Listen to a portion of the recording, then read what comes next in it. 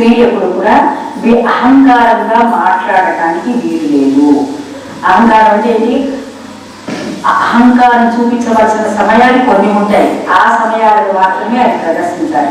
ఎందుకంటే స్త్రీలు ఎప్పుడు కూడా మాతృభావనతో చూస్తారు కాబట్టి, నెమ్మదిగా ఉండటం స్త్రీ యొక్క లక్షణం కాబట్టి వినయ విధేయతలు, భక్తి గౌరవాలు గల యోగ్యురాలు. ఆ చాలామంది భక్తి కూడా అందరికీ భక్తి గౌరవిస్తుండేది.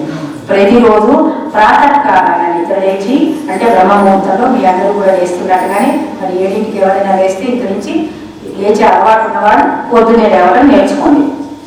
ప్రాతకాలంలోనే నిద్రలేచి భర్త పాదాలకు నమస్కరించండి.